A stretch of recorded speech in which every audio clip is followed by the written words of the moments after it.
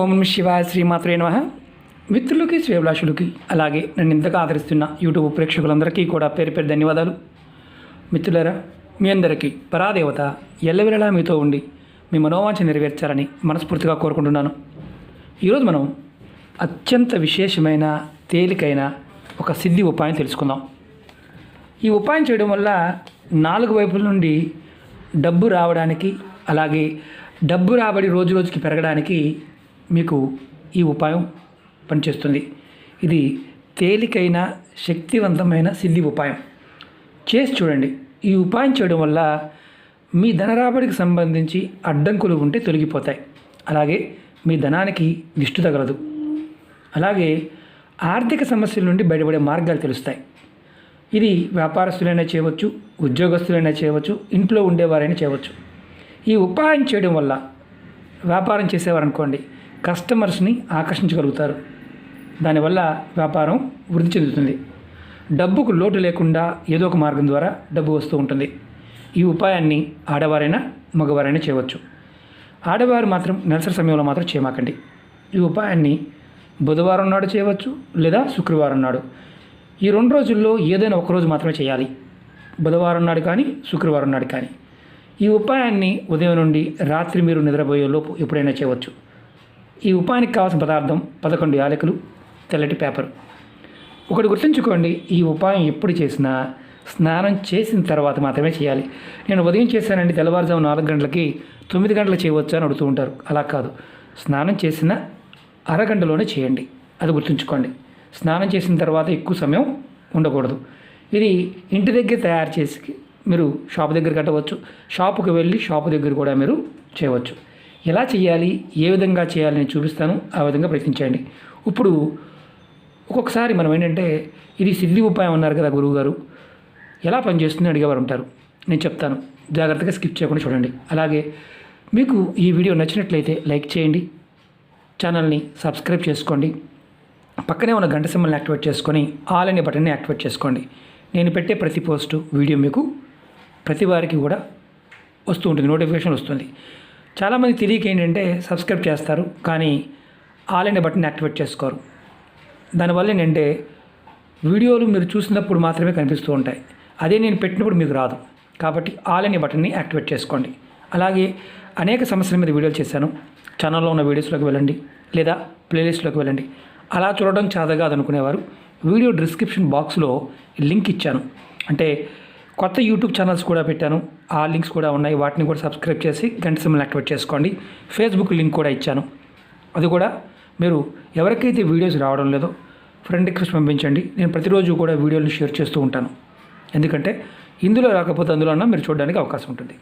ఒకటి గుర్తుంచుకోవాల్సిన విషయం ఏంటంటే, ఏది చేసినా నమ్మకం, విశ్వాసంతో చేయండి. అలా అని చెప్పేసి మీరు నేను చేస్తున్నాను గురువుగారు నాకు రావడం లేదు కాదు. ఇక్కడ సమస్య ఏంటంటే, నిత్య పూజ చేస్తూ మీకు ఏదైతే సమస్య ఉందో ఆ సమస్యకి అనుగుణంగా చేయండి. అందుకనే పదే చెప్తూ ఉంటాను, వీడియోని పూర్తిగా చూడండి అని.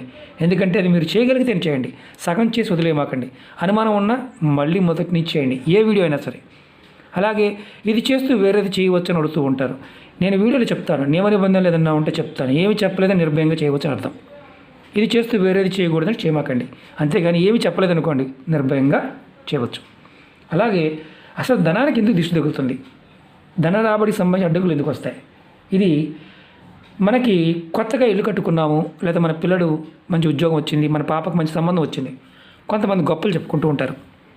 మా ఇల్లు చూడండి, లేకపోతే మా ఇది చూడండి, మా ఇది చూడండి, లేకపోతే మా అబ్బాయి అక్కడ ఉన్నాడు, మా అబ్బాయి ఇక్కడ ఉన్నాడు, బోల్డ్ డబ్బులు వస్తున్నాయి, గొప్పలు చెప్తారు. అంతే, అక్కడి నుంచి మొదలు ధనానికి దిష్టి తగులుతుంది.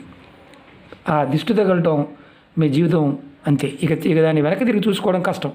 ఎన్ని పూజలు చేసినా, వ్రతాలు చేసినా, నోములు చేసినా, అబ్బో ఏం చేసినా సరే కలిసి రాదు.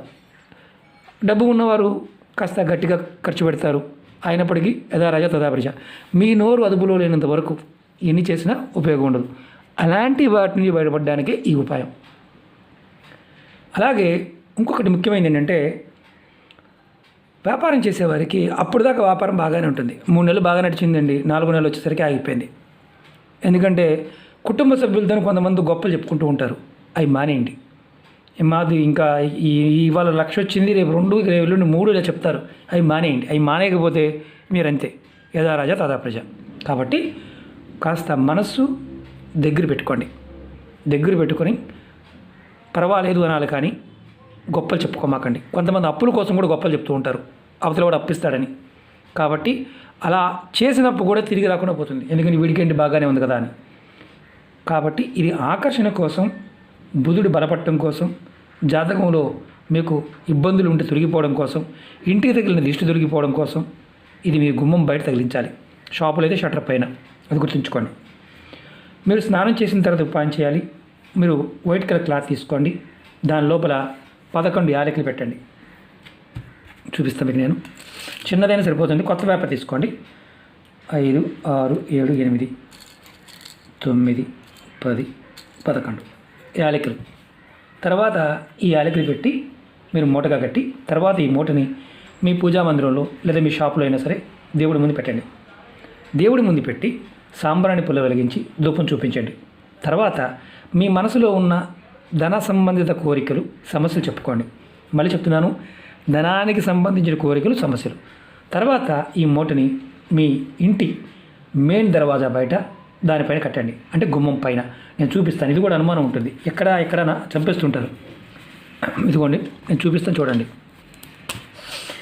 ఇది గుమ్మం అనుకోండి, ఇది గుమ్మం, మీ ఇంటి గుమ్మం.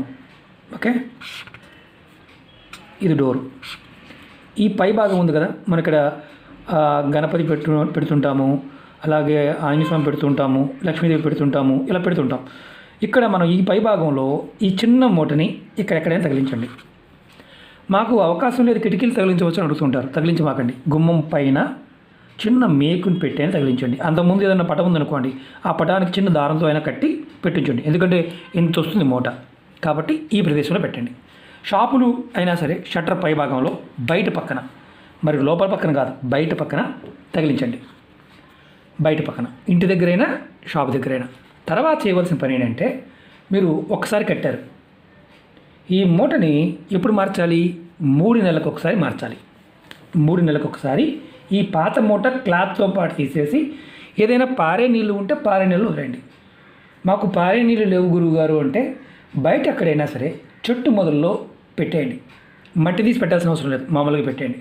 ఇది సిద్ధి ఉపాయం, అంటే ఫలితం వచ్చి తీరుతుందని అర్థం.